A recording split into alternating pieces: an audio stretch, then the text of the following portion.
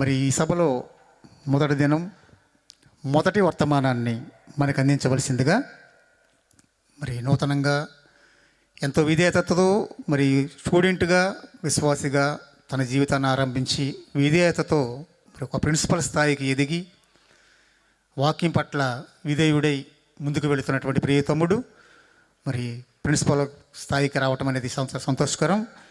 మరి ప్రియ తమ్ముడు పాల్కి ఈ సమయాన్ని అప్పగిస్తున్నాను.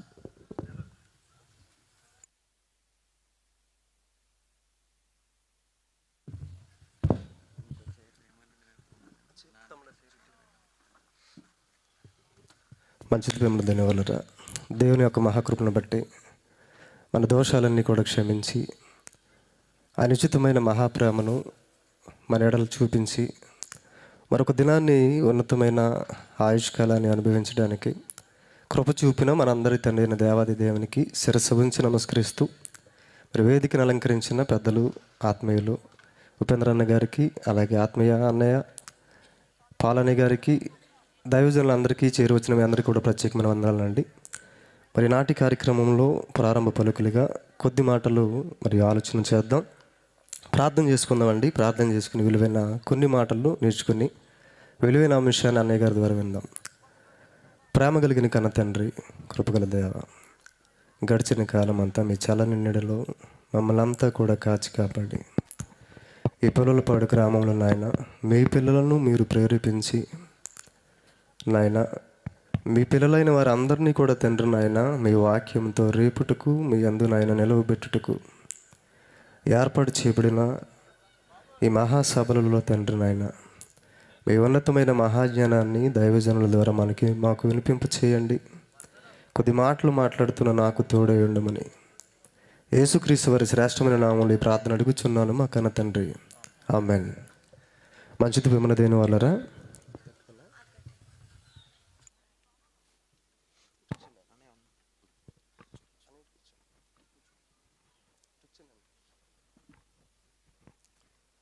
మరి రోజుకు ఏర్పాటు చేయబడిన అంశంలో ప్రారంభ పలుకులుగా దీనత్వంలో దాగి ఉన్న దైవత్వం, దీనత్వంలో దాగి ఉన్న దైవత్వం అనే అంశాన్ని ఈరోజు మనం నేర్చుకోబోతూ ఉన్నాం. దీనత్వం అనగానే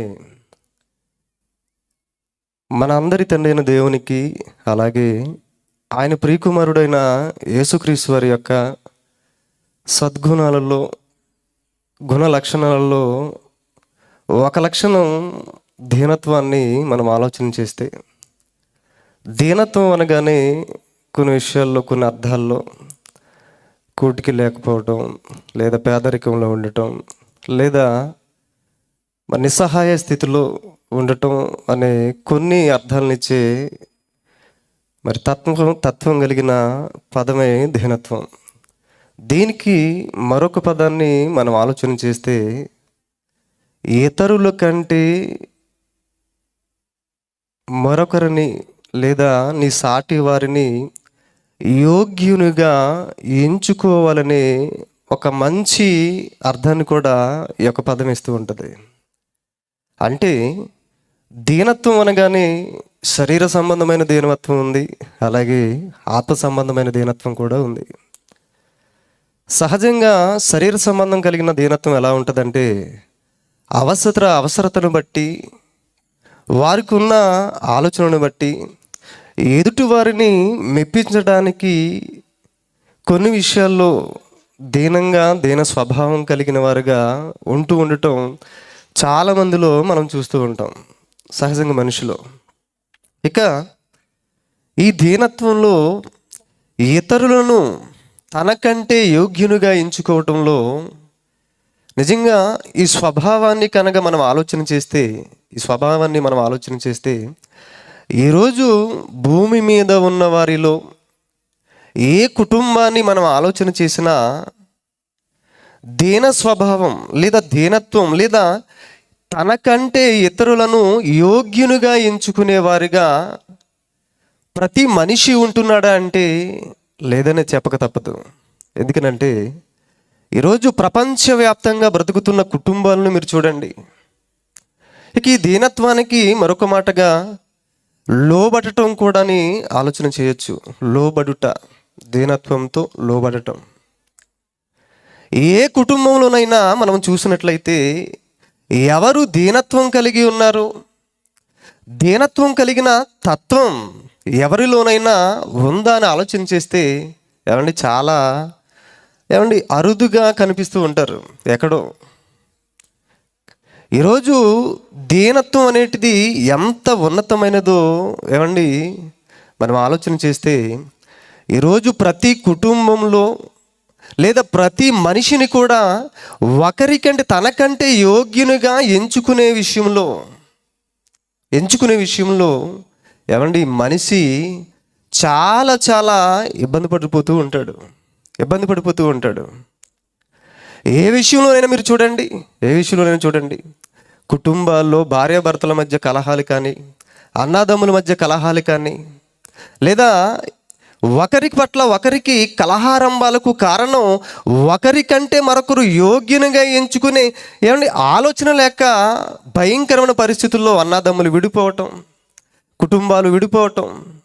ఈరోజు ప్రపంచవ్యాప్తంగా మానవ జాతిని మనం ఆలోచన చేస్తే ఒకరికంటే మరొకరిని ఎవరండి యోగ్యునిగా చూస్తున్నారు చెప్పండి?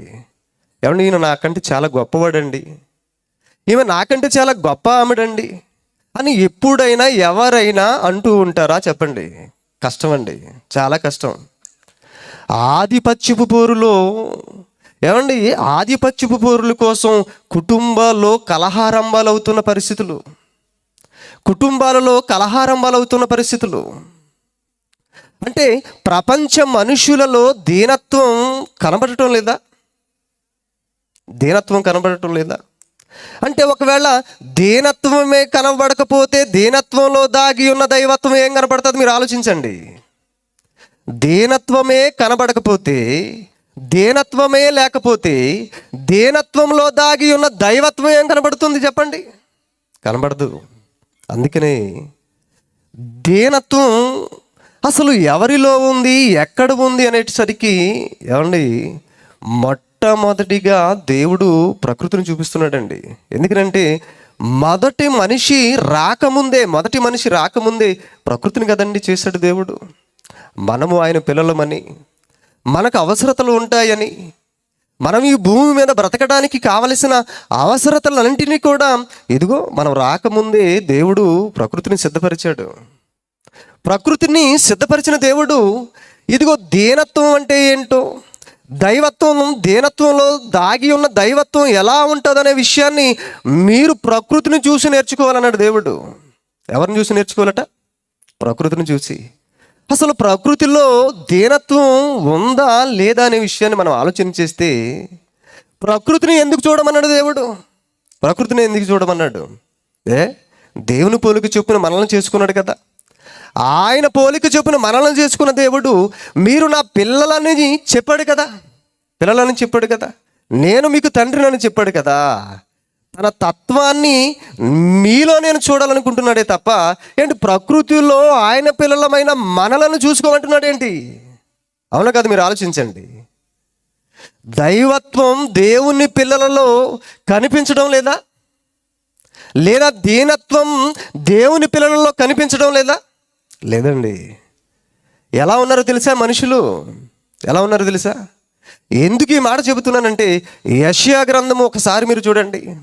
యెషయా గ్రంథము 1వ అధ్యాయము 2వ వచనంలో దేవుని పిల్లలని ఒకనాడు ప్రత్యేకింపబడిన మన పూర్వీకులు, ఎందుకంటే మనం కూడా దేవుని పిల్లలమే కదా. మన పూర్వీకులు ఏ విధంగా దేవుని ఎదుట ఉన్నారో మనం ఆలోచన చేస్తే చూడండి ఒకసారి. యెహోవా మాట్లాడుచున్నాడు, ఆకాశమా ఆలకించుము, భూమి చెవియొగ్గుము, నేను పిల్లలను పెంచి గొప్పవారినిగా చేసి తిని, కానీ వారు దీనత్వంలో దాగి ఉన్న దైవత్వాన్ని చూపించవలసినది పోయి సృజించిన వారి తండ్రినైన నన్ను లేదా నా పైన వారు తిరుగుబడి ఉన్నారంటున్నాడు. ఎంత బాధతో చెబుతున్నాడు చూడండి. ఎవరికి చెబుతున్నాడు? తన కూతుళ్ళతోట, కొడుకులతోట కాదండి, ఆ కొడుకులు కూతుళ్ళు అనుభవించడానికి నిర్మించాడే, చేశాడే ప్రకృతి.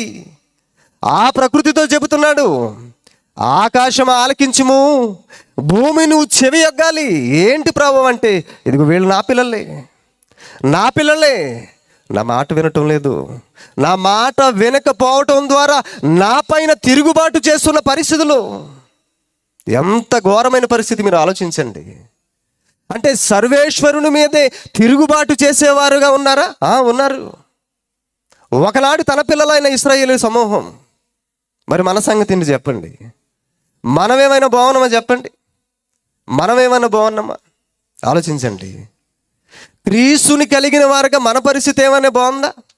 మన పరిస్థితి అయినా బాగుందా? లేదండి. ఆఖరికి దైవత్వం, దేవుని క్రీస్తు సంఘంగా పిలువబడుతున్న మనలో కూడా దైవత్వం కరువైపోయిన పరిస్థితి. అంటే దీనత్వం లేదు. దీనత్వంలో దాగి ఉన్న దైవత్వాన్ని మనం కనబరచడం లేదు. ఎందుకు తెలుసా? ఈ లోక సంబంధమైన దీనత్వాన్ని, ఈ లోకపు ఆచారాలను అనుసరించడం ప్రారంభించాం మనం.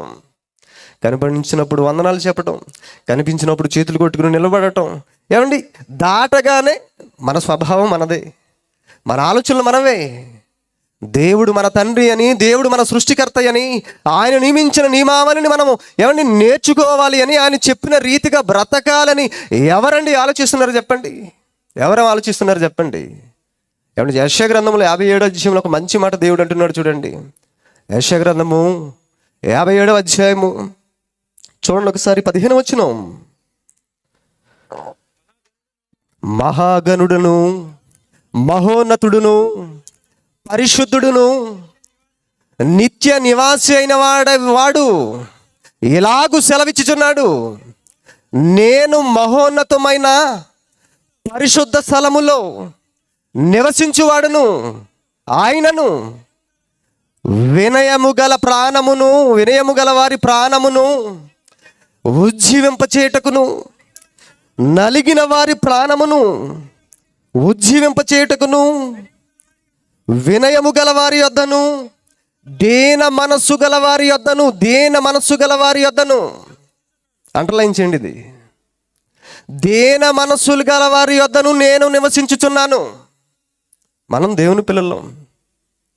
మన పాపాలు క్రీస్తునందు ఒప్పుకున్నాం, ఆయన స్వరక్షకునిగా స్వీకరించిన మనలో ఎంతవరకు దీన మనసు ఉంది? ఒకవేళ దీన మనసు ఉంటే దేవుడు మనలో నివసిస్తున్నాడు. ఒకవేళ దేవుడే మనలో నివసిస్తే దైవ లక్షణాలను సమాజంలో చూపించగలుగుతున్నామా? మీరు చెప్పండి, ఆలోచించండి ఒకసారి. సమాజము మధ్య క్రైస్తవులముగా, సమాజము మధ్య దేవుని పిల్లలముగా మనము దేవుడు ఇచ్చయించినట్టుగా, దేవుడు కోరుకున్నట్టుగా దీన మనస్సు కలిగి మనం ఉంటున్నామా చెప్పండి? ఎవరికి వారుగా ఆలోచించండి. ఎందుకంటే ఈరోజు ఎక్కడ చూసినా భయంకరమైన పరిస్థితులే కదండి. ఎక్కడ చూసిన భయంకరమైన పరిస్థితులే. దైవత్వం లేదు, దీనత్వం లేదు. మనవారే, వారు చెప్పేది నేనేనటం ఏంటి, ఆమె చెప్పేది నేనేనటం ఏంటి, వాళ్ళకు నేను లోపడటం ఏంటి, వీళ్ళ మాట నేనేనటం ఏంటి? అంటే వీళ్ళు చెబితే నేను చెయ్యాలా? వారు చెప్పింది నేను చెయ్యాలా? ఎవరు? వాక్యము తెలిసిన మనమే, దేవునికి విధేయులుగా అయ్యామని చెప్పుకునే మనమే. ఎంతటి భయంకరమైన పరిస్థితి ఆలోచించండి ప్రియమైన దేవుని వల్లరా. ఏమండి, నిజంగా మనిషి ఇలా ఉంటున్నాడు కనుక, మనిషి ఇలా ఉంటున్నాడు కనుక మనిషిని కాక ఒకనాడు ప్రకృతితో చెప్పుకుంటున్నాడు దేవుడు. ప్రకృతితో తన బాధ చెప్పుకుంటున్నాడు, ప్రకృతితో చెప్పుకుంటున్నాడు. అంటే ప్రకృతితో చెబుతున్నాడు అంటే ప్రకృతిలో దైవ లక్షణాలు కనబడుతున్నాయా? దైవత్వం కనబడుతుందా? రోమపత్రిక 1వ అధ్యాయం 20వ వచనంలో చూడండి. రోమపత్రిక 1వ అధ్యాయము 20వ వచనం. మనుషులలో తనకంటే ఒకనికంటే తనకంటే యోగ్యునిగా ఎంచుకోలేని మానవ సమాజంలో క్రైస్తవ లోకంలో ప్రకృతిని చూపించి దేవుడు ఒక మంచి మాట చెబుతున్నాడు చూడండి. ఆయన అదృశ్య లక్షణాలు అనగా తన పిల్లలలో కనిపించని లక్షణాలు, ఆయన అదృశ్య లక్షణాలు అనగా ఆయన నిత్యశక్తియు, దేవత్వమును జగదుత్పత్తి మొదలుకొని సృష్టింపబడిన మనం అనుభవించడానికి సృష్టించాడే దేవుడు. ఆ సృష్టింపబడిన ఆ వస్తువులను అనుభవిస్తున్న మనము అనుభవించడం కాదు, కానీ అనుభవిస్తున్న వాటిని ఆలోచిస్తే ఇదిగో దైవత్వం ఏంటో, దేవుడు అంటే ఏంటో తేటపడిపోద్దంటున్నాడు దేవుడు. ఎవరు ఆలోచిస్తున్నాం చెప్పండి?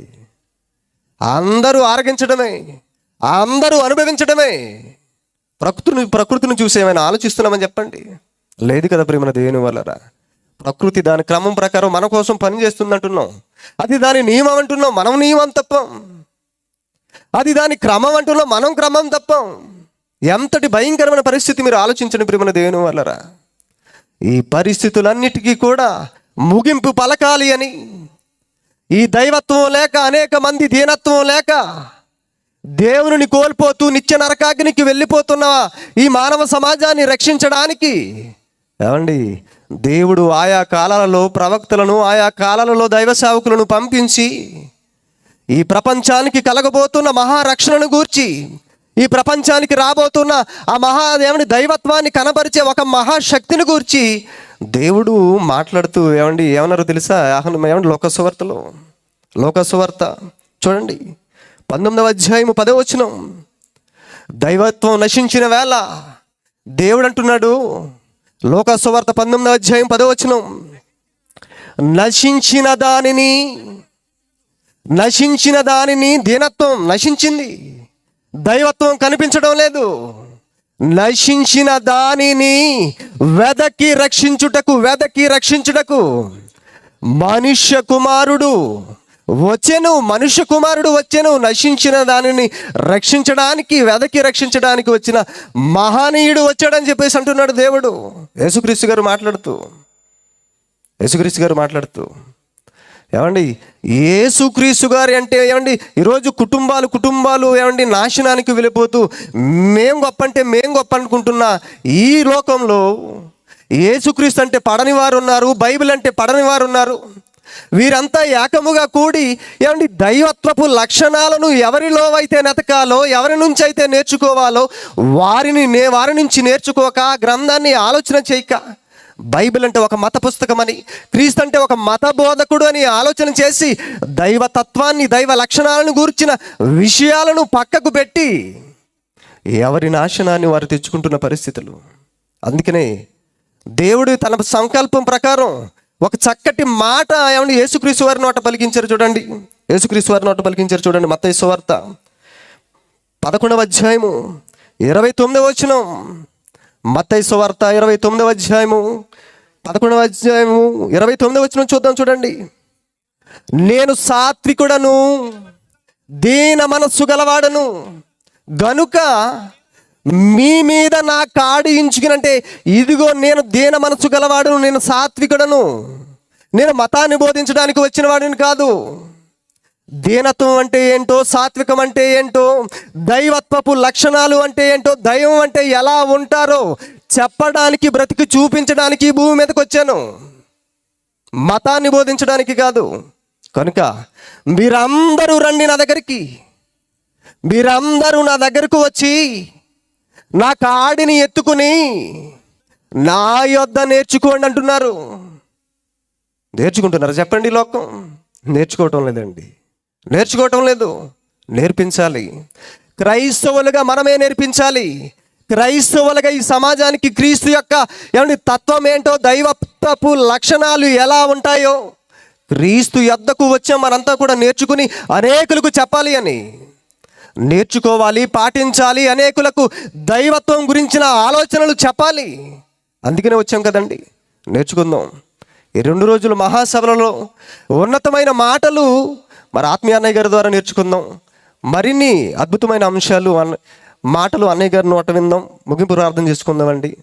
ప్రేమ కలిగిన కన్న తండ్రి, నాయన కొన్ని మాటలు మీ పిల్లలకు చెప్పాను, అలుపుడను నిలవబెట్టి ఇటు అవకాశాన్ని ఇచ్చారు. కృతజ్ఞతాస్థుతులు తండ్రి. మా అన్నయ్య గారు మాట్లాడుతుండగా తోడయండి, సభనంతటిని జయకరంగా జరిగించండి. మీ పిల్లలు కష్టించి నాయన ఎంతో శ్రమపడి నాయన ఈ పని సాగిస్తూ ఉన్నారు, ప్రతిఫలాన్ని దయచేయమని యేసుక్రీస్తు వారి శ్రేష్టమైన నామములో ఈ ప్రార్థన అడుగుచున్నాను మా కన్న తండ్రి. ఆమేన్. థ్యాంక్ యూ అండి.